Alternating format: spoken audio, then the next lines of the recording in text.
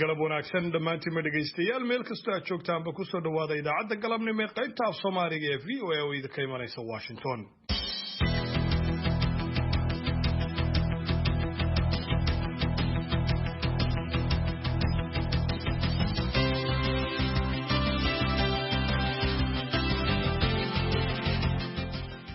waa galabnimo Arbacaa kowda bisha July sanadka 2020 waxaad naga dhageysanaysaan muujadaha gaagaaban hirarka efemyada Geeska Afrika iyo caalamka oo dhan oo nagala socotaan bogga internetka voasomali.com idaacadda galabnimona waxaa idin baadihinaya Cabdixakiin Maxamuud Shirwac iyo anigoo ah Sahre Ciidla Nuur.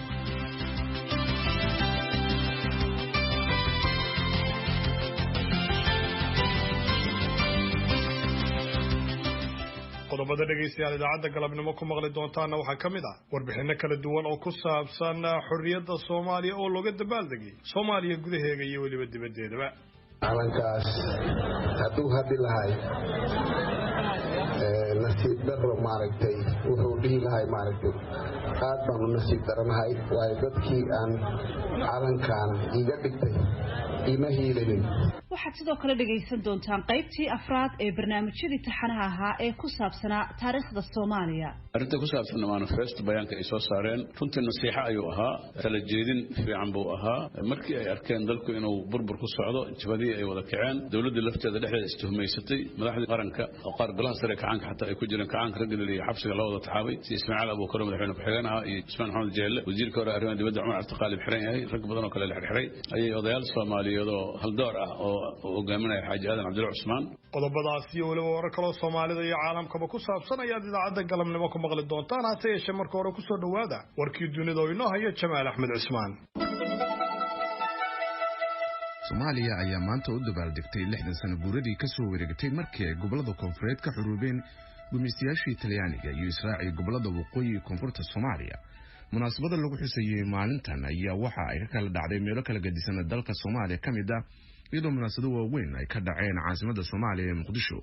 madaxweynaha Soomaaliya Maxamed Cabdullaahi Farmaajo oo hadal ka jeediyay munaasabada kooda Luuliyo ayaa sheegay in Soomaaliya xurriyadda dib badan laga soo maray, isla mar ahaantaasina loo baahan yahay Soomaalidu ay ilaashadaan. 60 sano oo ay hadda xurnimada haysato Soomaaliya ayaa ku dhawaad kala bar kamid ahi waxa ay ku qaadatay dagaallo sokeeye. Itoobiya ayaa xaqiijisay inay xirtay siyaasiga hogaamiye mucaaradka Jawaar Maxamed, talabadaas oo loo arki karayo inay sii holcin karaysa xiisadda qowmiyadeed ee toddobaadkan horseeday in dad dhowr ahi ay ku dhintaan gobolka Oromiya. Jawaar oo ahaan jiray milkiilo warbaahineed oo dhowaan ku biiray xisbiga mucaaradka ee Oromo Federalist Congress ayaa shalay isaga iyo 34 qof oo kale lagu xiray magaalada Addis Ababa, sida uu sheegay madaxa booliiska federaalka Indasho Tasow. xariga ayaa yimid inta uu socday iskoorimaad dhex maray Jawaar iyo ciidamada ammaanka oo la xiriiray meydka Hachalu Hundeza oo ahaa fanaan Oromo ah oo habeenkii Isniintii lagu dilay dalkaasi, taas oo dhalisay dibadbaxyo xoogan. Indasho ayaa sheegay in meydka Hachalu loo waday magaalada uu ka soo jeedo Ambo si loogu aaso, isla mar ahaantaasina Jawaar iyo taageerayaashiisa ay ishortaageen ayna isku dayeen inay ku celiyaan Addis Ababa, kadibna uu xigay isku dhaca. xariga Jawaar ayaa sii xumeyn karaya rabshadaha gobolka Oromiya oo ku hareeraysan magaalada Addis Ababa, isla mar ahaantaasina xudunta u ah qowmiyadda Oromada. bishii Oktoobar warbixino sheegayay in dawladda ay isku dayeyso inay ciidamada ilaalada ka qaado Jawaar ayaa hogaamiyay rabshado socday muddo, isla mar ahaantaasina ay ku dhinteen 80 qof. garsooraha maxkamad ku taala gobolka Georgia ee wadankan Mareykanka ayaa u ogolaatay in damaanad lacageed lagu sii deyn karayo askari hore uga tirsanaa ciidanka booliiska magaalada Atlanta oo ku eedeysnaa in uu dilay nin madow ah oo aan hubaysnayn. garsoore John Berug oo ka mid ah garsoorayaasha maxkamadda degmada Fulton ayaa duligtay damaanadda Garrett Rolfe lacag dhan $5 milyan, waxaana ay dalbatay in eedeysanaha laga sii hayo baasaboorkiisa iyo in lugta lagaga xiro qalab booliisku ay kula socon karaan dhaqdhaqaaqiisa. waxaa sidoo kale looga digay in uu wax xiriir la sameeyo booliiska, isla mar ahaantaasina uu hub qaato. Garrett ayaa loo haystay inuu dilay Rashad Brooks oo 27 jir ka tirsanaa bulshada African Americanka. xaaska marxuumka ayaa maxkamadda ka hor sheegtay in ninka odaygeeda dilay aanan loo ogolaan in damaanad lagu sii daayo, iyadoo ku sababaysay inuu khatar ku yahay bulshada. Mareykanka ayaa shaaca ka qaaday in kiisas gaaraya 48,000 oo kiis oo coronavirus la xiriira laga helay gudaha wadankan Mareykanka maalintii shalay, taasoo ah tallaabo kale oo ka dhigaysa in kiisas hor leh oo rikoor cusub ahi laga helo gudaha Mareykanka. Arintani sidoo kale ay ka dhigan tahay in 80% kiisaska ay labadii usbuuc ugu dambeysay kor u kaceen. Dr. Anthony Fauci oo khabiir dhinaca cudurrada infekshanka ah ku takhasusay ayaa waxa uu sanadku u sheegay in tirada ay sii kordhi karayso maalmaha soo socdana ay suuragal tahay in maalinkii la helo ilaa 100,000 oo kiis haddii aan xaaladda waxba laga bedelno si degdeg ah wax looga qaban. dalalka Yurub waxa ay iyaguna shaaciyeen in dadka ka imaanaya dalalka aan midowga Yurub ka tirsaneyn ay soo booqan karaan dalalkooda, balse waxa ay meesha ka saareen in ay soo booqan karaan dadka Mareykanka ka imaanaya iyagoo u sameeyay in Mareykanku hadda xudun u yahay cudurka coronavirus ee dunida sida weyn u saameeyay. warkii dunida dhageystayaal waa naga intaa.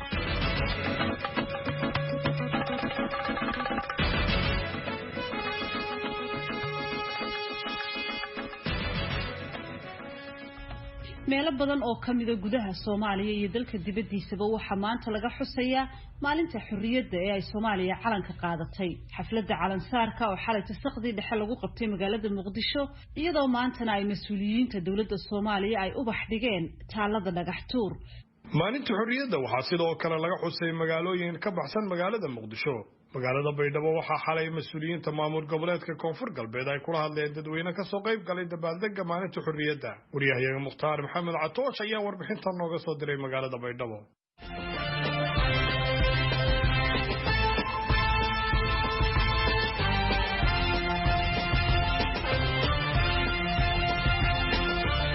munaasabada lagu xusayay 60 sano guuradii ka soo wareegtay markii ay xuroobeen gobolada koonfurta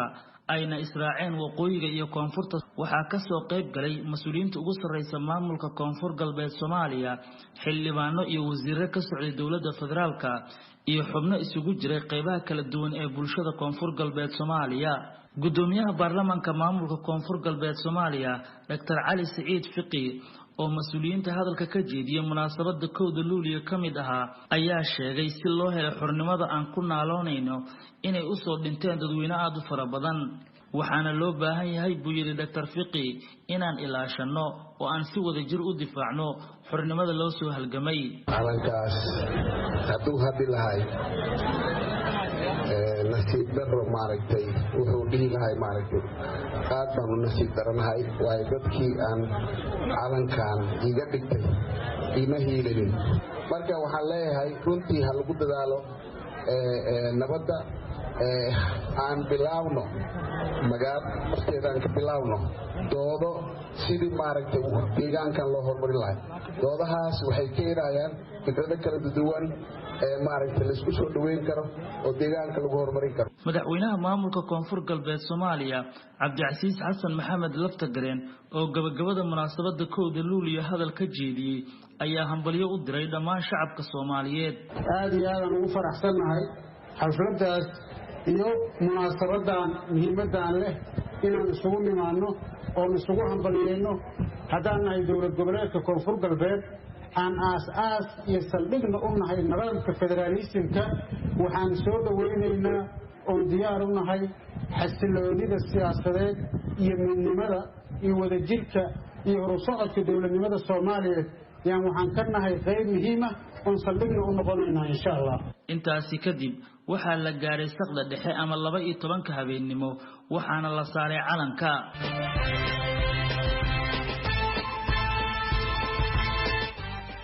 Mukhtaar Maxamed Catoosh, VOA, Baydhabo Janaay. dhinaca kale Soomaalida ku dhaqan dalka Canada ayaanay sanadkan u suurtagelin inay sameeyaan isku soo baxyadii ay sanad walba sameyn jireen 1 bisha July maalinta xurriyadda Soomaaliya xanuunka COVID-19 dartii. dalka Canada weli lama ogola in tiradada oo badan ay isku soo baxaan, balse Soomaalida ayaa siyaabo kala duwan u muujiyay dabaaldegga maalinta xurriyadda iyagoo sidoo kalena fariimo muuqaal ah oo ku aadan hambaliyada 1 July ka helay qaar kamida madaxda dalka. Xuseen Nuur Xaaji ayaa warbixintan Toronto ka soo diray. sanad walba Soomaalida dalkan Canada waxay isugu soo bixi jireen wadada Dixon ee magaalada Toronto oo loo xiri jiray si ay ugu dabaaldegaan 1 July oo ah maalinta xornimada Soomaaliya. balse sanadkan dabaaldegyadu waa ay ka duwan yihiin sidii hore COVID-19 dartiis. isku imaanshaha dadka tirada badan ayaanan weli la ogolayn. madaxa gobolka Ontario Doug Ford ayaa Soomaalida ugu hambaliyeeyay muuqaal uu soo duubay. Ontario Somali community has made many gobolka Ontario waxay qayb muhiim ah ka qaateen guulaha iyo kala duwanaanshaha dhaqanka ee gobolkan haddii ay noqon lahayd ganacsiga ama jihaynta dhalinyarada ama dhiirigelinta badqabka dadweynaha dadka reer Ontario ee asal ahaan ka soo jeeda Soomaaliya qaabab badan oo kala duwan ayay bulshada dib wax ugu qabteen waxaan xiriir gaar ah la sameeyay sanado badan Soomaalida degan xaafadda Etobico aniga iyo qoyskayga waa idinkaga mahadcelinaynaa saaxiibtinimadaasi waxaana sii wadi doonaa xoojinta xiriirkaasi farxad iyo badqab ku dabaaldega maalinta xorriyadda sidoo kale tartan ciyaarta kubadda cagta ah oo ay yeesheen ciyaartooydii barsamaadkii u ciyaari jiray xulka qaranka Soomaaliya ayaa qayb ka noqday dabaaldega 1 July ee sanadkan maadaama la ogol yahay isu imaanshaha tiro kooban oo kaliya isla markaana aanay suuragal ahayn isu soo baxyadii waaweynaa waa kuwan Mukhtaar Maxamed Axmed Mukhtaar Cuti oo soo ciyaaray kooxdii Batroolka iyo xulka qaranka Soomaaliya iyo Cali Maxamuud Ciise Cali Gurey oo soo ciyaaray kooxdii Horseed iyo xulka qaranka Soomaaliya waxa ku hormaraya Mukhtaar Cuti waxaan soo xasuustay in waqtiyadii hore markaan dhigi jiray Muqdisho ciyaarihii koobkana loo dhigi jiray oo ahayd kooxaha munaasabadaha koodii Lulian Muqdisho waxa waaye waa sanadkan guuridii koowaad ee July oo aad loo qadariyay Mexico qadariyay Soomaaliya Mexico July waxaan leeyahay ummadda Soomaaliyeed farxad ku ciida farxad ku noolaada insha Allah maadaama aan qaranka mas'uul jirnay si gooniya noo taabanaysa 1 July in aan abaabulno oo si lama wanaagsan oo sidii hore ka duwan COVID-19 daraadiis ayaan qaabka u soo abaabulnay anagoo odayaal ah oo aan rabno in odayaasha isku arkaan calanka Soomaaliya ayaa laga taagay markii ugu horeysay aqalka looga arrimiyo magaalada Toronto ee City Hall 26 June duqa magaalada Toronto John Tory ayaa xusay kaalinta muhiimka ah ee Soomaalida ay ka qaadanayaan dalkan Canada gaar ahaan hooyooyinka oo uu ku sheegay inay u dhabar adeegayaan caqabado iyo culeysyo badan isagoo isla markaana ugu hambaliyeeyay munaasabadda 1 July Soomaalida dalkan Canada ayaa 1 July waxay u tahay laba farxad oo ah maalinta xorriyadda iyo midowga Soomaaliya iyo maalinta Canada Xuseen Nur Xaaji VOA Toronto haatanna ku soo dhawaada qaybtii afraad ee barnaamijyadii taxanaha ee ku saabsanaa 60 guurada xorriyadda waxaynu haysaa Saare Ciidan Nuur oo inoo soo diyaarisay isla markaana inoo soo jeedinaysa taariikhdu dadkay bartaan dunida taariikhdu dadkay bartaan waxay dunaad mareen taariikhdu dadkay bartaan inay dantood gartaan kulan wacan dhagaystayaal kuna soo dhawaada qaybtii afraad ee barnaamijyada taxanaha sida intii dhageysatay qaybtii saddexaad ee maalintii shalay waxaad ku dhagaysateen iyadoo 1991kii burbur ku yimi dawladii dhexe ee Soomaaliya qaybta afraad ee maanta waxaynu ku eegaynaa sida uu noqday xaalka dalka Soomaaliya kadib 1991 iyo marxaladihii kala duwanaa ee dalka Soomaaliya waxa magaalada Muqdisho loogu soo diyaariyay wariyaha VOA Xasan Kaafi Cabdiraxmaan Qoyste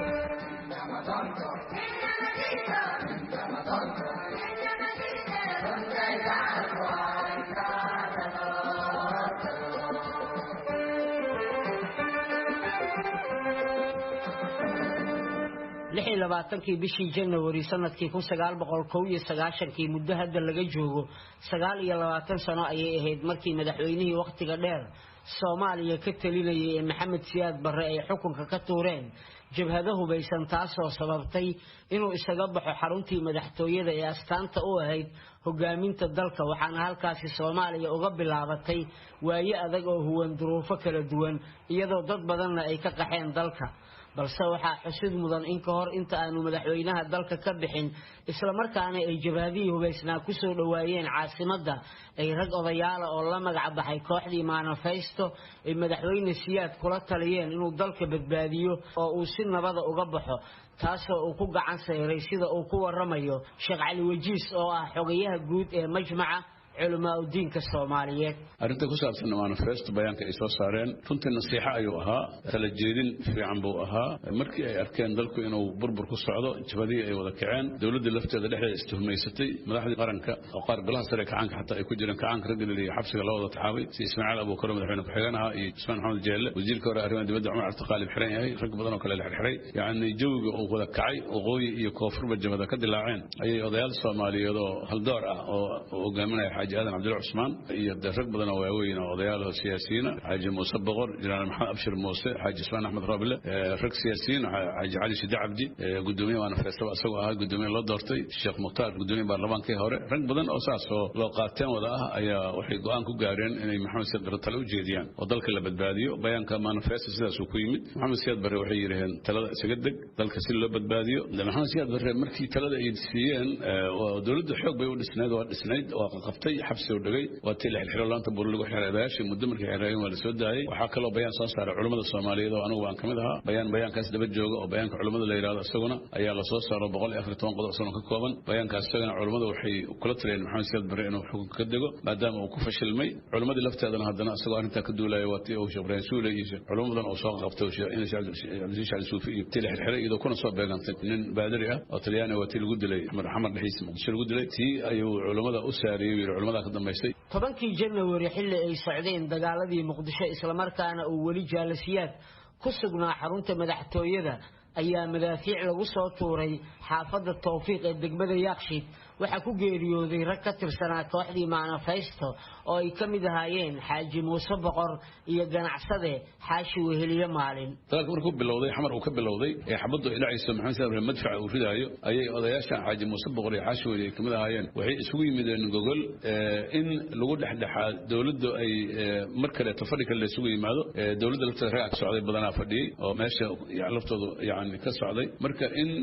Maxamed Siyaad Barre markale lagu la taliyo marka si dalka loo dabaq dagaalka bilowday inuu ka digo kursiga inuu ka digo marka dadka qaar waxay ku fasiraan xabadaas yaa madfacaas madfac la hagaayay oo ah oo odayaashaas waxa ay soo wadaan la ogaantay si idaacada la hadlay loogu tala galay in la kharijiyo dadka qaar ayira qaarna madfac iska soo habaabay oo ku dhacay buu ahay bay wallahi aclam anuu ma sheegi karo waxa ku dhintay Xaaji Muuse Boqor iyo Xaashi Weheliye rag kamid yihiin oo tiro badan markii ay burburtay xukuumadii dhexe Soomaaliya waxa meesha ka baxay haykalkii dawladnimo ee dalka waxaana luntay xasiloonidii iyo kala dambeyntii sida uu ku waramayo Dr. Xasan Sheekh Cali Nuur oo culumta siyaasadda ka dhiga qaar kamida jaamacadaha Muqdisho habeenkii Maxamed Siyaad Barre fil Soomaaliya oo ka cararay 26kii January 1990 habeenka markuu meesha ka baxay Maxamed Siyaad Barre waxa la dumay ama raacay ama uu jeebka hore ugu sii qaatay wax alla wixii keeni lahay dawladnimo oo ay ugu horeyso koow wadanka Soomaaliya inuu yahay dal leh territory integrity wadan xuduudiisu ay xiran tahay bariga iyo badda ay xiran tahay asay raacday oo wadanka xuduudda Soomaaliya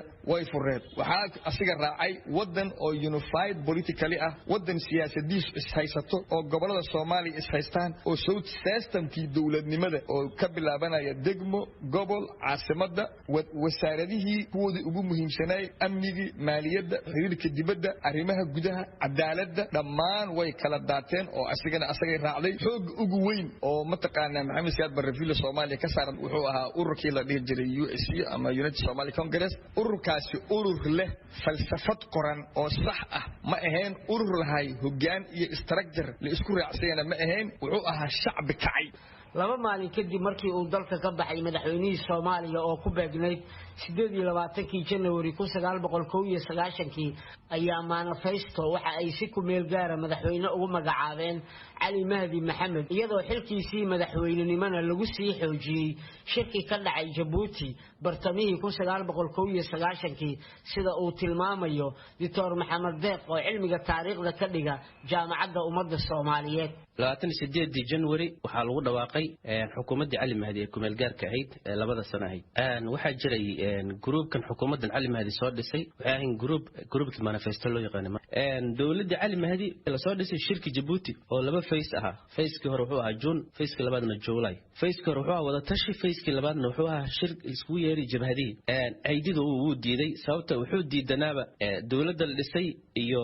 in ay cid aan iyaga ahayn oo jabhadii aan ahayn inay maamul iyo isku yeero marka shirkii uu ka cudur daartay markii dambana wuxuu qiray oo uu cadeeyay in shirkaas iyo natiijadiisa uu ku qanacsanayn dalkan aysan xaq u lahayn inay maaragtay dad rayid oo manifesti inay wax dhisaan dowladii Cali Mahdi ee Djibouti lagu soo dhisay waxa ka hor yimid hogaamiyihii UAC General Maxamed Faarax Aydiid waxaana bilowday awood ku dagaalankii u dhaxeeyay isaga iyo taageerayaashii Cali Mahdi Maxamed taasoo keentay in magaalada ay ka dhacaan dagaalo goosgoos oo u dhaxeeyay labada dhinac waxayna taasi soo dedejisay in waxgaradkii Soomaaliyeed ee bariga joogay ay gogol u dhigaan hotel Gurguurta si ay u nabadeeyaan labada nin iyadoo fadhigaasina uu ku dhamaaday natiijo la'aan keentay inuu bilowdo dagaalkii 4 biloodka oo ahaa kii ugu xoogganaa oo Muqdisho ka dhaca kaasoo bilowday dabayaaqadii 1991 socdayna ilaa bishii March 1992 waa tan Jawaahir Baarqab oo xilligaasi goobjoog u ahayd wixii Muqdisho ka dhacayay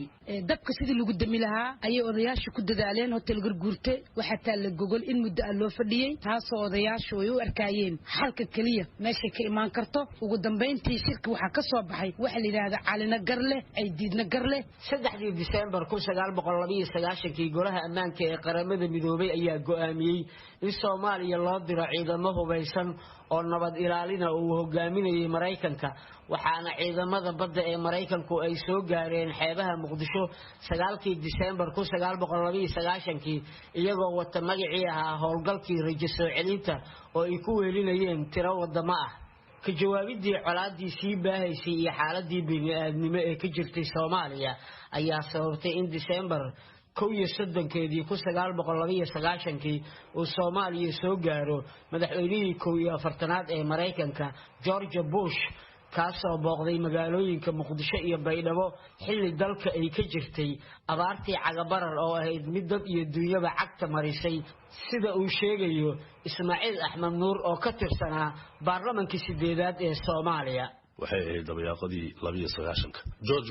W Bush booqasho ayuu ku yimid wuxuu tagay magaalada Muqdisho yimid wuxuu tagay Lafoole wuxuu kale booqday magaalada Baydhabo oo ahayd magaaladii ugu tirada badnayd ee maxaluush ay aad u saameysay oo xataa la magac baxday caasimadii geerida Death City la magac baxday 5 Juun 1993 24 askari oo ka tirsan ciidamada Pakistan ee Soomaaliya u joogay howlgalka rajo soo celinta ayaa lagu dilay weerar gaadma iyagoo ku sugan goob ay ka arrimiyaan Maleeshiya taabacsan General Aydiid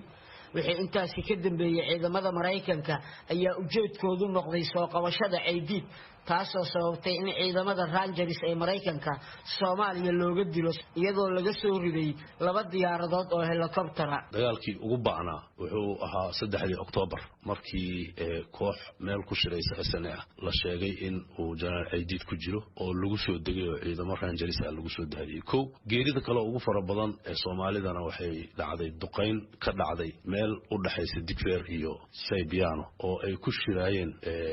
ururkii SNA oo diyaarada Mareykanka intay duqeeyeen rag fara badan oo siyaasiyiin iyo u badan oo SNA ah ay ku dhinteen kadib dhacdadaasi Mareykanka ayaa Soomaaliya kala baxay ciidamadiisii iyo safiirkoodii u fadhiyay gudaha dalka waxaana si rasmi ah loo soo afjaray howlgalkii Mareykanka ka waday Soomaaliya iyadoo 1995 uu isna guuldarro ku dhamaaday howlgalkii rajo soo celinta ee qaramada midoobay horboodaysay markii uu soo ilaaday howlgalkii rajo soo celinta waxaa sanad kadib oo ku beegneed bishii August 1996 dagaalo ka socday magaalada Muqdisho ku geeriyooday General Maxamed Faarax Aydiid dhibaatada dalka ayaa sii socotay ilaa inta laga gaarayay 26 August sanadii 2000 xilligaas oo tuulada Carte ee dalka Djibouti ay baarlamaankii TNG ku doorteen madaxweyne Cabdiqaasim Salaad Xasan iyadoo ra'iisul wasaarana uu u magacaabay Dr. Cali Khaliif Galayr hase ahaatee xukuumadii Carte lagu soo dhisay waxa ay ka shaqayn weysay hogaamiye kooxeedyadii dalka ka jiray waa kan Professor Liban Hussein Ciise oo cilmiga sharciga ka dhiga jaamacadda Muqdisho waxa la sameeyay abaabul Ismaaciil Umar Geelana wuxuu ugu yeeray gogol ayuu fidiyay gogoshaas ayaa marka Soomaalida 2000 isugu tagay maalintaas ay ahayd maalintii isbedelka u dhacay lagu heshiiyay in awood qaybsiga mataqaana la qaybsado lana dejiyay ahdi kumeel gaara taa markaa waa midii ka dhalatay oo keentay oo ka dambeysay in lagu doorto madaxweyne Cabdulqaasim Salaad Xasan isagii ayaa markaa wuxuu ku soo noqday dalkii laakiin kolkii isagu uu yimid dalkii ayaa isagana caqabado waaweyn ayaa ka hor yimid dawladdiisii khilaafkii ka dhex aloosnaa madaxda dawladii TAG iyo dhibaatadii kaga imanaysay dhinaca hogaamiye kooxeedyada ayaa soo dedejisay in la qabto shirkii Imbagati kaasoo madaxweyne 10 Oktoobar 2004 loogu doortay madaxweyne Cabdullaahi Yuusuf Axmed sida uu tilmaamayo Ismaaciil Axmed Nuur waxaa la dhisay isbahaysi la magac baxay SRRC oo ay ku bahoobeen hogaamiye kooxeedyadii ka soo horjeeday dawladii ku meel gaarka ahayd ee Cabdiqaasim Salaad Xasan madaxweynaha ka ah waxaana saldhig u ahaa Baydhabo oo markaa ay gacanta ku haysay jabhadii Aaraare oo uu shaatigiidu hogaaminayay waxaa ka mid ahaa Xuseen Maxamed Faarax Ciidid waxaa ka mid ahaa Allahu naxariista Ismaan Caato waxaa ka mid ahaa Allahu naxariista Cabdullaahi Yuusuf oo Puntland madaxweyne ka ah isbahaysigaas SRRC oo xoog leh yaa ka hor yimid dawladii ku meel gaarka dawladii dariska ahaana marka gogol loo fidiyay sida oo urur goboleedka iga gogol uu hogaaminayo adoo cadaadis fara badan kadib macal Cabdiqaasim Salaad Xasan oo ogolaaday inuu shirkii isaguna qayb ka noqdo shirkii Imbagati lagu qabtay iyo Eldoret taasa lagu soo dhisay baarlamaanka kooban 275 baarlamaankii ayaa marka wuxuu doortay madaxweyne u doortay Cabdullaahi Yuusuf Axmed Allahu naxariiste markii magaalada Nairobi ee dalka Kenya lagu soo dhisay dawladii TFG ee uu madaxweynaha ka ahaa Cabdullaahi Yuusuf Axmed ayaa dawladdu qorshaysatay in fariisin ku meel gaar ah ay ka dhigato magaalooyinka Jowhar iyo Baydhabo sababo la xiriira cabsi ay dawladdu ka muujisay amniga Muqdisho iyadoo madaxweynuhuna uu dalbaday ciidamo shisheeye taasoo uu ku kala qaybsamay baarlamaanka TFG-da bishii Maarso 2006 qabqablayaashii dagaal ee taageerada ka helayay hay'adda sirdoonka Mareykanka ayaa ku dhawaaqay inay sanaysteen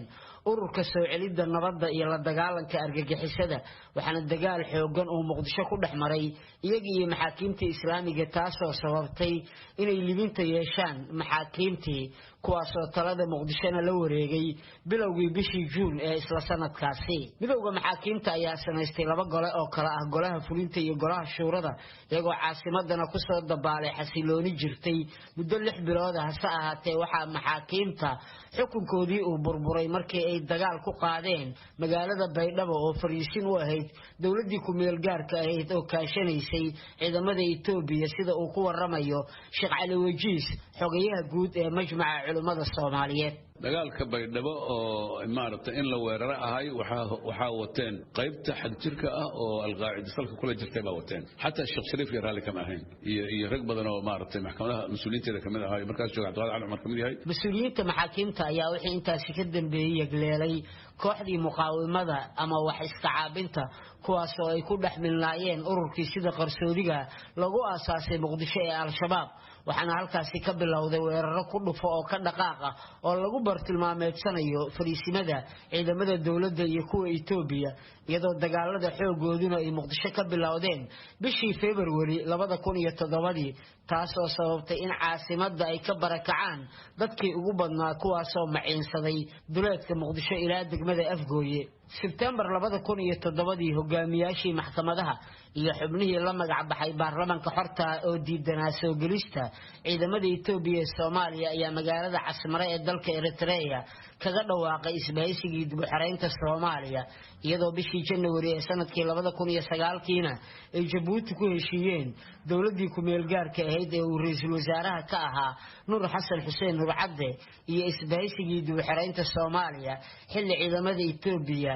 ay isla bishaasi dalka ka baxeen waxaana Jabuuti lagu soo dhisay 31 January dawladii ku meel gaarka ahayd oo madaxweynaha ka noqday Shariif Sheekh Axmed sida uu ku waramayo Dr. Maxamed Deeq oo cilmiga taariikhda bartay qayb kamid dawladda iyo garabkii maxkamadaha lagu tilmaamay Qunyar Socod oo Sheekh Shariif uu hogaaminayay ayaa wada hadal la qaban qaabiyay wada hadalku waa midkii shirkii Jabuuti 2008 aakhirkeeda 2009 bilowgeedii lagu qabtay bishii January lagu soo doortay Sheekh Shariif dawladda ku meel gaarka ahayd ee Jabuuti lagu soo dhisay ayaa durbo mucaarado kala kulantay ururka Al-Shabaab kuwaasoo dagaal ay dowladda la galeen kaga qabsaday qaybo ka tirsan magaalada muqdisho waxaana ciidamada dowladda ku-meel gaarka ay kaashanaya xogaga amisom ay ugu dambeyntii sanadkii 2011 ku guuleysteen inay magaalada muqdisho ka saaraan ururka al-shabaab waxaa la bedelay mandatekii amisom waa la bedelay waxaa la siiyay mandate inay weerar qaadi karaan weerarkii waxaa ugu guuleystay magaalada muqdisho in bishii August markii la gaaray 2011 magaalada muqdisho in mar labaad gacanta dowladda ay soo wada gasho abaarihii dhacay 2011 ayaa dhinaca kale sababay in indhaha beesha caalamka ay mar kale ku soo jeestaan xaaladda Soomaaliya waxaana muqdisho soo gaaray madaxweynaha Turkiga Rajab Tayyip Erdogan oo xilligaasi ahaa ra'iisul wasaare dowladii uu madaxweynaha ka ahaa Shariif Sheekh Axmed ayaa waxyaabaha ay ku guuleysatay waxa kamid ah ansixinta dastuurka qabyo qoraalka iyo in markii ugu horeysay ay wada hadallo la furto gobolada waqooyi oo horey ugu dhawaaqay gooni isu taag waxaana sidoo kale iyagoo garab ka helaya beesha caalamka ay dalka ka saartay marxaladii ku meel gaarnimada taasoo suuro gelisay doorasho ka hirgashay gudaha Soomaaliya waqti dheer kadib waxaana caasimada Muqdisho September 2012 ka dhacday doorasho madaxtinimo oo ku guuleystay madaxweyne Xasan Sheekh Maxamuud taasoo noqotay dawlad dhameystiran sida uu tilmaamayo Dr. Xasan Sheekh Cali lana xasib wuxuu dhaxlay magaaladan oo already hal magaalo ah oo midaysan xasib wuxuu dhaxlay baarlamaan Soomaaliyeed oo dastuur oo ku shaqeeya leh Jubbaland oo dhisay Koonfur Galbeed oo dhisay Galmudug oo dhisay Hirshabelle oo dhisay muddo 4 sano iyo bilooyin kadib February 8 2017 waxaa mar kale dalka ka dhacday doorasho uu ku soo baxay Maxamed Cabdullaahi Farmaajo oo horey ra'iisul wasaare uga soo noqday dawladii ku meel gaarka ahayd oo madaxweynaha ka ahaa Shariif Sheekh Axmed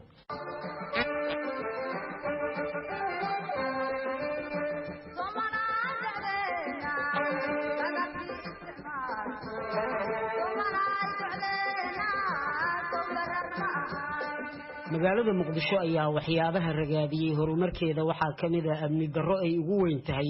qaraxyada 10kii sano ee ugu dambeeyay joogtada noqday kuwaasoo lala beegsanayay xarumaha dawladda hoteelada iyo goobaha ay shacabku isugu yimaadaan iyadoo dad badanina ay naftooda ku waayeen waxaana qaraxii ugu xooganaa ee abid Soomara caasimada uu ahaa midkii dhacay 14 Oktoobar 2017 kaasoo ay ku geeriyoodeen in ka badan 587 ruux ayna ku dhaawacmeen 316 kale haddii aanu ka hadalno dhinaca maamul goboleedyada dalka ka jira oo aanu ku bilownay maamulka Puntland ayaa dhidibada loo taagay sanadkii 1998 iyadoo madaxweynihii ugu horeeyayna uu noqday Cabdullaahi Yuusuf Axmed waxaana isaga dambeeyay madaxweynayaasha kala ah Cadda Muuse Cabdiraxmaan Faroole Cabdiwali Cali Gaas iyo madaxweynaha iminka talada haya ee Saciid Cabdullaahi Deni galmudug oo kamida dawlad goboleedyada xubinta ka ah dawladda federaalka ayaa isla dadaaladii lagu dhisay waxa ay bilowdeen 2006 xilligaas oo ay kulmeen erga ka socotay qaar kamida deegaanada uu ka kooban yahay waxaana madaxweynihii ugu horeeyay uu noqday ambassador Maxamed Warsame Cali Kiimiko kaasoo ergadii shirkaasi joogtayna ay doorteen bishii Agoosto 2006 waxaana madaxweynihii ku xigay uu noqday Maxamed Axmed Caalin oo isna xilka galmudug qabtay bishii 8 2009 kowdii Agoosto 2012 ayaa waxaa talada maamulka galmudug gacanta ku dhigay Cabdi Xasan Cawaale Qaydiid kaasoo noqday madaxweynihii saddexaad ee maamulkaasi dhinaca kale 16 bishii 6 2008 ayaa magaalada Cadaado lagaga dhawaaqay maamul la magac baxay Xibin iyo Xeeb kaasoo madaxweyne uu ka noqday Maxamed Cabdullaahi Aadan Tiici iyadoo markii dambena uu xilka maamulkaasi majaraha u qabtay Cabdullaahi Baarleex dawladii federaalka ee waqtigaasi jirtay ayaa ka shaqaysay mideynta maamuladaasi iyadoo la sameeyay hal maamul oo la isku yiraahdo Galmudug kaasoo uu madaxweyne ka noqday Cabdikariin Xuseen Guuleed 4 Juulaay sanadkii 2015 3 May 2017 ayay baarlamaanka Galmudug waxa ay mar kale madaxweyne u doorteen Axmed Ducaale Geelle Xaaf kaasoo markii uu muddo xilka hayayna khilaaf awgiis ay sababtay in baarlamaankii Galmudug uu u kala jabo laba garab oo fariisimo ka kala dhigtay magaalooyinka Cadaado iyo Dhuusamareeb iyadoo qaybtii Cadaado ku sugnaydna ay madaxweyne u doorteen Axmed Maxamuud Xasan Baasto 20 bishii Oktoobar 2018 madaxweynihii ugu dambeeyey ee ay galmudug yeelato ayaa loo doortay axmed cabdi kaariye qoorqoor kaasoo lagu doortay magaalada dhuusamareeb bishii February ee sanadkan waxaa dhanka kale xusid mudan in maamulada galmudug iyo Puntland oo wadaag ah ay caqabado waaweyn kala kulmeen soo ifbixi kooxaha burcadbadeedka kuwaasoo aad ugu xoogeystay 2008 deegaanada xeebaha dhaca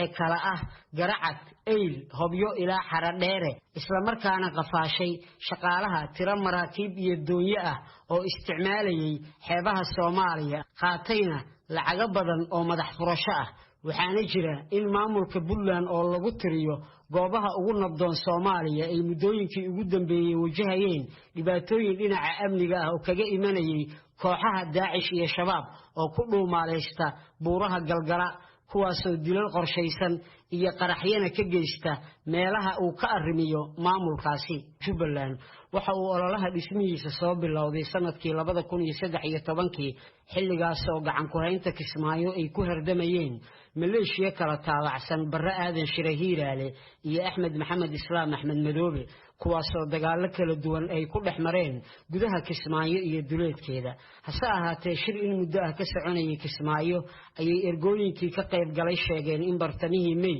2013 ay madaxweyne u doorteen Axmed Maxamed Islaam Axmed Madoobe waxaana isla maalintaasi uu Barre Hiiraale isna ku dhawaaqay inuu yahay madaxweynaha Jubbaland dowladda federaalka ayaa ku dhaqaaqday sidii ay isugu soo dhaweyn lahayd labada dhinac taasoo qaadatay waqti aad u fara badan waxaana ugu dambeynay dowladda Soomaaliya bishii Agoosto 2013 ee Addis Ababa heshiis kula galeen Axmed Madoobe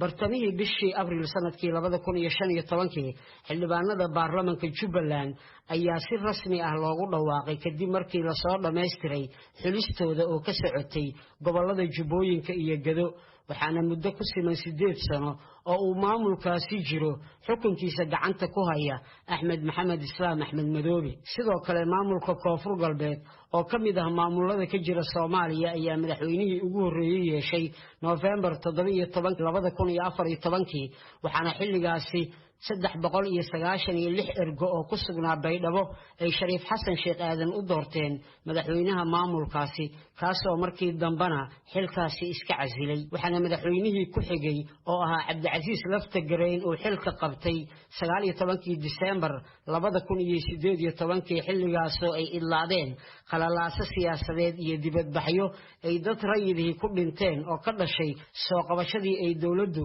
xabsiga ugu taxaabtay 13 bishaasi Muqtaar Roowow Abu Mansuur oo ahaa musharax u taagnaa qabashada xilka madaxtinimo ee maamulkaasi saddexda gobol ee maamulka Koonfur Galbeed uu ka kooban yahay ayaa waxa ka jirta dhibaato bini'aadminimo waana halka ugu badan oo ay ka yimaadeen barakacayaasha dhooban duleedka Muqdisho maamulka Hirshabeelle ayaa la onkay Oktoobar 9keedii 2016 waxaana baarlamaanka maamulkaasi oo la dhaariyay uu ka koobnaa 82 xildhibaan iyadoo 15 kalena dib looga daray taasoo wadarta guud ka dhigaysa 97 xildhibaan waxaanay 17 Oktoobar 2016 madaxweyne u doorteen Cali Cabdulaahi Cosoble kaasoo ugu dambeynna 14 Agoosto 2017 ay kalsoonidii kala laabteen baarlamaanka Hirshabeelle ayaa bartamihii Sebtembar 2017 xilka madaxweynenimo ee maamulkaasi u doortay Maxamed Cabdi Waare kaasoo ilaa iminkana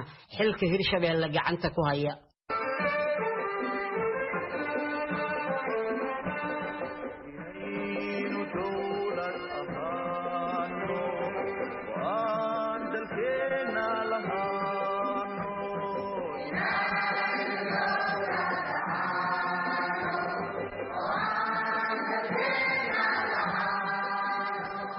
dhanka kale midooyinkii ugu dambeeyay waxa dalka ku soo guriyo noqonayay qurba joogta Soomaaliyeed kuwaas oo xilal kala duwan ka qabtay golayaasha kala duwan ee dawladda haddaba qurba joogtu maxay dalka ku soo kordhiyeen waa kan Cabdiraxmaan Caynte oo horay u soo noqday wasiirkii qorsheynta iyo iskaashiga caalamiga kana mid ah qurba joogta أنا وحاس ليها كارين آد وين أي دلك وجران وجنا سوجرين كارين تاسو حقوق مهمسن خرج كأي دلك سوق ليان سنة كي أو لبد بيع 5 بليون دولار أو كبدا مركل اسكو دارو دقة عالمي أو دن مركل اسكو دارو سنة والبلعكت أي دت كاسي إهل كود وصدران دلك نجريان أي حرت كبدا حقبتك وين ونموغ واكاس حدان ما أنت تعال هلي الحين حالات دلك Soomaaliya maanta uu maray aad ay uga liidan lahayd maadaama soddonkii sano ee ugu dambeeyay lagu jiray xaalado adag iyo jahwareer siyaasadeed Soomaaliyana aanay weli si dabacagaheeda isugu taagin ayaa waxa isweydiin mudan halkee sabtu ka qurunsan tahay maxaa dalka u dagilaayahay su'aashaas ayaan hor dhigay agaasimaha macadka daraasaadka siyaasadda ee Heritage Abdirashiid Khaliif su'aasha xagee wax ka qabsan laayihiin ee dalku muxuu u dagilaayahay ilaa shirki carta ilaa 2019 kasoo bilow xataa shirki Djibouti kasoo bilowday iyo Soomaaliya meel kale iyo Qaahire iyo meel kasta lagu qabanayay Soomaalidu waa dadaalayso inay dawladnimada soo celiyaan waa rabeen laakiin dhala jabtay in la isku kabo ma fududa wax badan hadda waa la soo dhisay waxa noo bilaaban yihiin meesha arinteenu ay ka leexsantahay waxa weeye laba qodob mid waxa naga maqan hogaamiyayaal baan weynay runtii ummadan intay inspire gareeyaan ama qalbigooda hantaan wada ku hayaamiyo dhinaca kalena waxa naga qarimay institutionskii dawliga ah hay'adihii dawliga ah inkastoo qayb kamid ah Soomaaliya ay gooni u goosasho ku dhawaaqday isla markaana soddonkii sano ee la soo dhaafay ay burbursanaayeen hanaanka iyo kaabayaashii dawladnimo ayaa misana isbedelada siyaasadeed ee 10kii sano ee ugu dambeysay urtay lagu qiimeeyaa tallaabo aad u weyn oo loo qaaday mustaqbalka Soomaaliya hadda aan joogno bartamaha 2020 dalku waxa uu marayaa marxalad kala guur ah waxaana la filayaa in dabayaaqada sanadkan iyo bilowga sanadka xiga ay dalka ka dhacaan doorashooyin kala duwan walow lagu balansanaa in doorasho qof iyo cod la qabto misana ma muuqato sansaankii ay ku hirgelin lahayd taasi Xasan Kaafi Qoyste VOA Muqdisho aad buu mahadsan yahay wariyaha VOA Xasan Kaafi Cabdiraxmaan Qoysto magaalada Muqdisho noogu soo diyaariyay qaybtii afraad ee barnaamijyadan taxanaha maalinta berri waxaad maqli doontaan qaybta shanaad oo aanu ku eegayno dhinaca Somaliland laga soo bilaabo 1991 inta maalinta berri kulmayno waxaanu dhamaanteen idinkaga tegaynaa sida iyo taariikhdu dadkay bartaan waxay dunaad aad iyo aad ayay dhegaystayaal u mahadsantahay Saare Ciidla Nuur oo warbixintaasi inoo soo diyaarisay isla markaana inoo soo jeedinaysay mar kale ayaan dhammaantiin idin leenahay galab wacan oo wanaagsan meel kastoo aad joogtaanba haatanna ku soo dhawaada barnaamijkii dhaqanka iyo hidaha iyo Axmed Faarax Ali Dajaal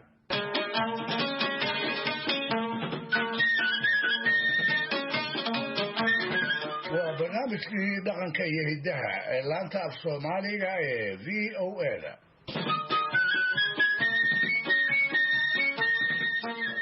dhegaystayaal barnaamijkii midkan ka horeeyey sidaan filaayo inaad ku dareenteen laxajeclada geela ee Soomaalidu soohdimo ma lahayn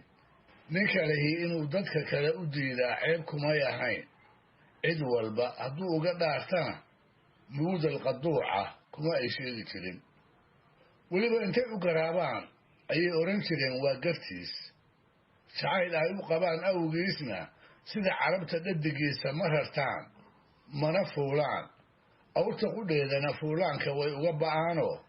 inta ay ka maarmi karaan bay ka maarmaan isaga oo tirada ka batay ayaad arki kartaa geeljiraha oo markay aroorinayaan ama meel fog u geedigelinayaan iska daba socda cagahoodana maaraya kamana aha inaysan u baahnayne waxay ka tahay turaal iyo intay hashu daali lahayd anigu aan daalo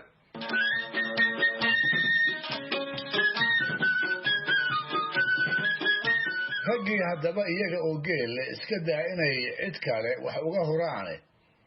naftooda kaga bakayli jiray ma tira yareen waxaa ka mid ahaa gabyaa maansadiisii geela aan dhowr jeer barnaamijyadan ku soo qaaday oo la oran jiray Cabdi Maxamed Awmagan Soomaalida taqaanina ay Cabdigalayax ku garan og tahay waxaa la naxariistay ahaa nin jacaylka meesigaas ku fogaaday oo isagoo og in la gaaray xilligii uu reer yeelan lahaa haddana inuu guursado muddo dheer ka maagi jiray nin isagoo baahiyi u hayso ay naftiisu u diiday inuu oori yeesho gurbood uu dhalayna uu madaxa u salaaxo inkastuu markii dambe guursaday warasana yeeshay haddana muddo dheer oo ka horraysay ayaa geela badi mooyaane aan maankiisa wax kalaba ku soo dhicin gabayadii haddaba jacaylka meesigaas iyo dhaqaalayntiisa uu ka tirin jiray midkood ayuu tuduc ka mid ah arrintaa ku soo qaaday waana intaanu guursan wuxuu yidhi barbaarnimo ma fiicnee waxaan buul u geli waayey oo aan dumarka baal uga maro oo baarid iga yeelay basar kale ma fiidine hashaan baaji leeyahay baroodada ninkii oogidad waa kaga bakhaylaaye qaalmaha busaan kale haddaan beelo kala siiyo amaan bixin lahaa geelanaga beerku way gubane beri keliya kama maarmi karo sidigta baaruude biraheeda shawliyo haddaan balaxsigeed waayo boholyo iyo gaajaan sidii bahal u waashaaye cali maxamed wuxuu isna ahaa sida cabdigalayax gabyaa jacaylka geela lagu falay si walba ayuu u dhaqaaleeyey wax badan buu awgiis naftiisa u biimeeyey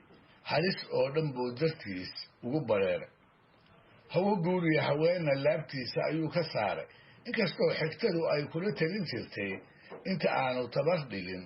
inuu qoys noqdo wuxuu sidaas ku wadaba wuxuu arkay isaga oo ubad iyo ooriyaba ka maran geelii uu dartiis u horayna uu u tarmila yahay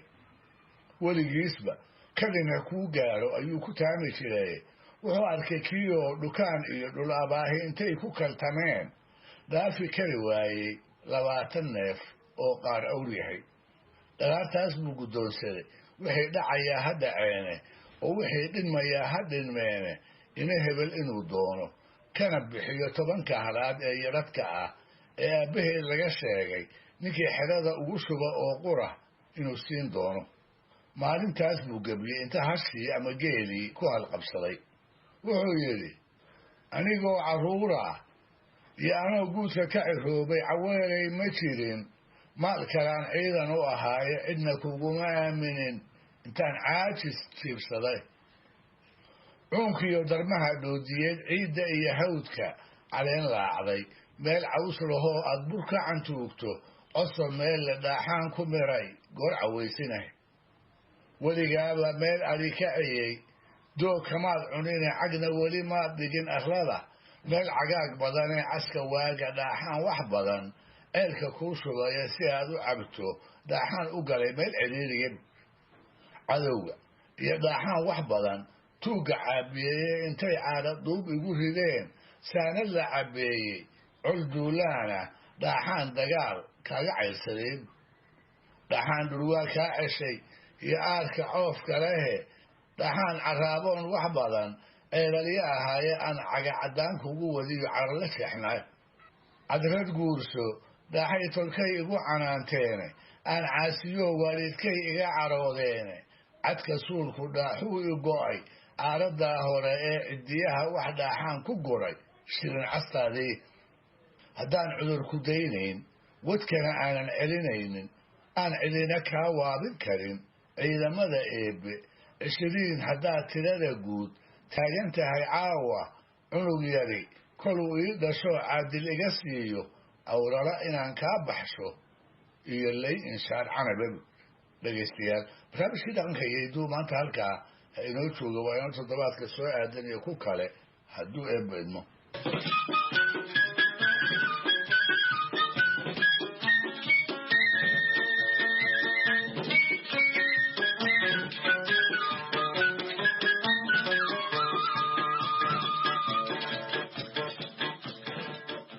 aad iyo aad ayuu dhegaystayaal u mahadsan yahay axmed faarax cali idaaja oo inala socodsiinayay barnaamijkii dhaqanka iyo hiddaha haatana Jabuuti war-saxaafadeed maanta ka soo baxay wasaaradda caafimaadka ee dalka Jabuuti ayaa si rasmi ah loogu shaaciyay in dalkaasi uu hoos u dhacay tirada dadka laga helayo xanuunka COVID-19 iyadoo dib loo furay makhaayadaha iyo goobaha kale ee ay dadweynuhu ku kulmaan inkasta oo weli lagu dhaqmayo talooyinka foojignaanta ah ee ay dhakhtaradu bixinayaan si la iskaga ilaaliyo inuu xanuunkaasi sii faafo. Warbixintan waxaa Jabuuti nooga soo diray Ramadaan Muuse. war-saxaafadeedkan waxaa lagu shaaciyay in tan iyo maalintii sida rasmiga loogu dhawaaqay in laga helay xanuunka COVID-19 dalka Jabuuti 23 bishii Maarch ee sanadkan laga baadhay xanuunka 46,500 oo qof. waxaa laga helay COVID-19 4,682 qof.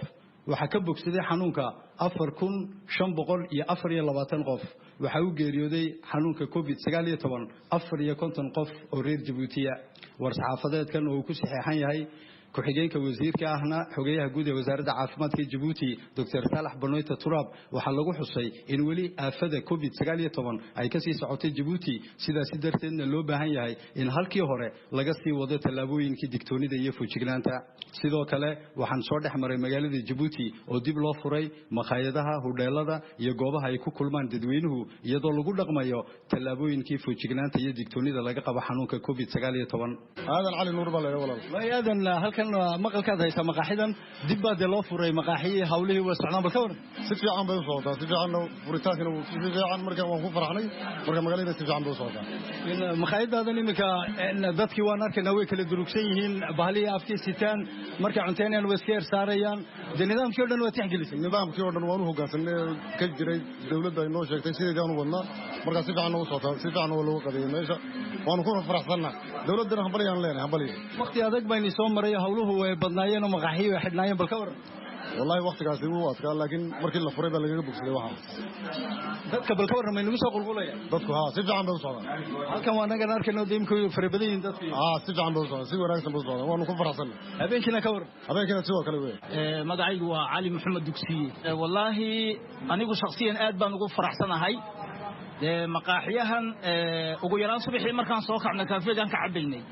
galabtii waan imanaynay oo markaan shaqooyin ka soo dhameeyno waa ku yar nafisaynay. dad badanna fursad shaqay u ahayd oo bulsho dhaqaalaha wadanka qayb weyn bay ka ahayd. kaafeeyaha haday tahay maqaaxiyahan haday tahayba dad badan baa ka shaqeynaya, dad badan baa le. marka dad badan baa ku nool oo faa'iido ka helaya oo daily life-koogii qaarkood mishahar bay ka helaan. marka wallahi waa wax aad loogu farxo. waana wax maxay hayda ilaahay loogu mahadnaqo. waana fursad weyn weeyaan ilaahay inuu noogu sii wadaan rajaynaynaa. aanan shaqaysanana lana tacaalnala cudurkeeda labadiiba haddaan isagii uu joogaa aan idhaahnoon jilbaha laabano noloshiiba adkaanaysa. laakiin alxamdulilah xukuumaddeenu waxay garatay in isagiina lala tacaalo lanana noolaado oo la shaqaysto. marka taasay qayb ka tahay. aad baan ugu faraxsanahay. laakiin cali ka waran dad badan oo la kala raagay, asxaab fara badan oo la kala raagay baa dib isku heshay. wallahi asxaabta xataa Dr. Xasan ninka ila fadhiya saaxiibkay 4 bilood ka hor baa soo kaya dambeysaan u malaya inaan kala dhoofnaan moodaya. dadka inaan dhoof ku kala maqanahan moodaya. qaarka subaxiis aadkii weynada galabtii baan sarkayno shaaha wada cabayno. alxamdulillah waa runtaasi oo dad badan oo kala baalayo bilay is arag oo guryaha ku kala xirnaa wada xanuunkan lagu talagelin uu kala xiray ayaa maanta alxamdulillah dib aan isku aragno. inaan dhoof ku kala maqnayn baan moodaynaa oo waan salaamayna. laakiin cali wali xanuunkii dib taagan yahay. marka bal ka waran soo in la digtoonaado ma horta in xanuunka la digtoonaado bahda caafimaadka iyo xukuumaduba waxay soo dhigeen waxyaabo badan oo lagu digtoonaan karo. bahalka hadda aan xiranahay afka lagu duban ayaa kamida distance-kii amba ka dheeraashihii qofka halka mitir ahaa ayaa isaguna jira. marka qofkasi inuu foojignaalo oo uu is ilaaliyo oo talooyinka la bixiyay uu qaato isna uu ku badbaadaya, ummaduna way ku badbaadaysaa. marka taasna meesha way taalaayeen oo qasab weyn. madaxweynaha waddanka Kenya Uhuru Kenyatta ayaa ansixiyay miisaaniyad sanadeedka 2020 ilaa 2021 iyadoo sidoo kalena dhaqaale gaar ah dawladda Kenya ay ku kabayso gobolada qaar xanuunka COVID-19 oo aad u saameeyay. wariyahayaga Intisaar Saalax Xuseen ayaa warbixintan nooga soo dirtay magaalada Nairobi. madaxweynaha dalka Kenya Uhuru Kenyatta ayaa waxa uu si rasmi ah u ansixiyay miisaaniyad sanadeedka 2020-2021. miisaaniyadda uu Mr. Kenyatta ansixiyay ayaa waxa ay gaaraysaa 3.2 trilyan oo lacagta Kenya ah, waxaana dhaqaalaha qayb ka ah 56.6 bilyan oo lagu biirinayo kobcinta dhaqaalaha gobolada uu saameynta ballaaran uu ku yeeshay cudurka COVID-19. sidoo kale waxaa ku jira 126.3 bilyan oo loo qoondeeyay ajandayaasha horumarineed ee dawladda ee afarta ah. dhanka kale madaxweyne Kenyatta ayaa waxa uu ku amaanay maamulka loo xilsaaray maareynta adeegyada caasimada dalka uu hogaaminayo Maxamed Baadi hawshii ay qabteen boqolkii maalmood ee ugu horeysay. Mr. Kenyatta ayaa xubnaha maamulka waxa uu u baaqay inay ka shaqeeyaan sidii magaalada Nairobi ay u noqon lahayd tusaalaha istiraatiijiyadeed marka laga ciribtiro wadanka cudurka sii faafaya ee COVID-19. Intisaar Saale Hussein, VOA, Nairobi.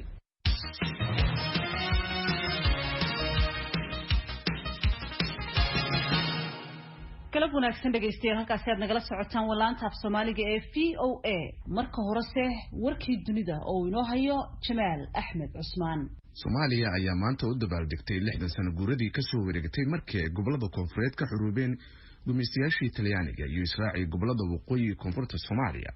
munaasabada lagu xusayay maalintan ayaa waxa ay ka kala dhacday meelo kala gedisan dalka Soomaaliya kamid ah iyadoo munaasabado waaweyn ay ka dhaceen caasimadda Soomaaliya ee Muqdisho. madaxweynaha Soomaaliya Maxamed Cabdullaahi Farmaajo oo hadal ka jeediyay munaasabada kooda Luuliyo ayaa sheegay in Soomaaliya xurriyadda dib badan laga soo maray isla mar ahaantaasina loo baahan yahay Soomaalidu ay ilaashadaan 60 sano oo ay hadda xurnimada haysato Soomaaliya ayaa ku dhawaad kala bar kamid ah waxa ay ku qaadatay dagaalo sokeeye. Itoobiya ayaa xaqiijisay in ay xirtay siyaasiga hogaamiye mucaaradka ee Jawaar Maxamed talabadaas oo loo arki karayo inay sii holcin karaysa xiisadda qowmiyadeed ee toddobaadkan horseeday in dad dhowr ahi ay ku dhintaan gobolka Oromia. Jawaar oo ahaan jiray milkiilo warbaahineed oo dhawaan ku biiray xisbiga mucaaradka ee Oromo Federalist Congress ayaa shalay isaga iyo 34 qof oo kale lagu xiray magaalada Addis Ababa sida uu sheegay madaxa booliiska federaalka Indesho Tasow. xariga ayaa yimid inta uu socday isku horimaad dhex maray Jawaar iyo ciidamada ammaanka oo la xiriiray meedka Hijalu Hundeza oo ahaa fanaan Oromo ah oo habeenkii Isniintii lagu dilay dalkaasi taas oo dhalisay dibadbaxyo xooggan. haatan aynu dhinacii heesaha jaleecno.